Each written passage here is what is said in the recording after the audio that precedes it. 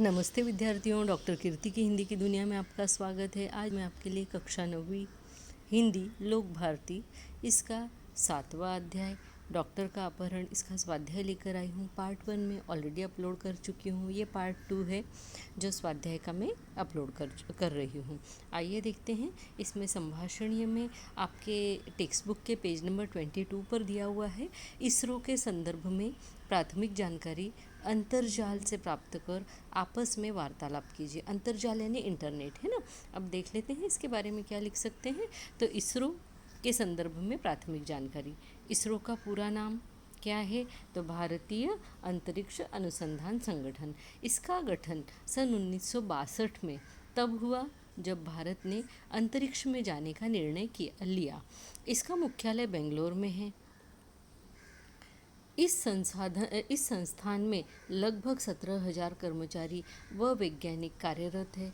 इस संस्थान का मुख्य कार्य भारत के लिए अंतरिक्ष संबंधी तकनीक उपलब्ध कराना है। इसके मुख्य उद्देश्यों में उपग्रहों, प्रमोचक यानों, परिज्ञापी रॉकेटों और भू प्रणालियों का विकास शामिल है। इसरो अर्थात इंडियन स्पेस रिसर्च ऑर्गेनाइजेशन का आदर्श वाक्य है, मानव जाति की सेवा में अंतरिक्ष प्रौद्योगिकी। तो आपको इसरो के बारे में अगर लिखने के लिए आ भी जाता है तो आपको इतना थोड़ा सा ही लिखना है, ज़्यादा कुछ जानकारी उसके बारे में नहीं देना है। आइए दूसरा क्वेश्चन देख लेते हैं। यदि मैं डॉक्टर भटनागर की जगह होता या होती तो इस विषय पर अपने विचार लिखिए। ये आपके टेक्स्ट बुक के पेज नंबर 23 पर दिया हुआ है और इसके अंदर देखते हैं कि क्या लिख सकते हैं। तो यदि मैं डॉक्टर भटनागर की जगह होता या होती तो क्या करते।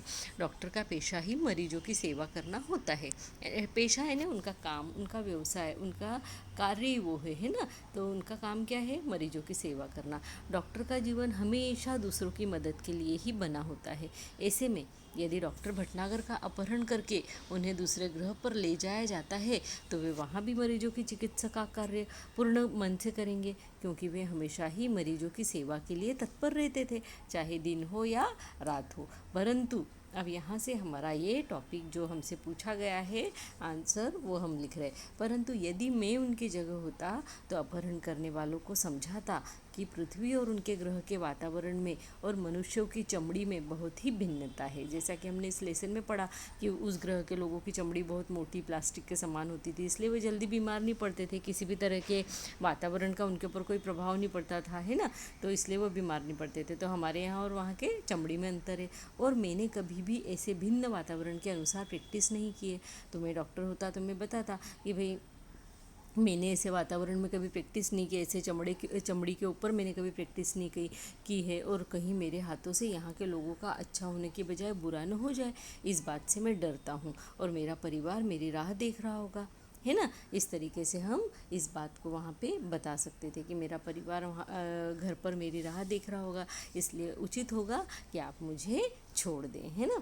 इस तरीके से हम समझाने का उनको प्रयत्न ज़रूर से करते। तो विद्यार्थियों, ये दो क्वेश्चन के आंसर आपको यहाँ पे मिले कि इसरो के बारे में अंतर्जाल से जो जानकारी है वो प्राप्त करके लिखिए। और दूसरा प्रश्न, यदि मैं डॉक्टर भटनागर की जगह होता या होती तो। ये वीडियो आपको कैसा लगा बताइएगा ज़रूर। अपने पढ़ने के बाद में इस वीडियो को लाइक ज़रूर कीजिए।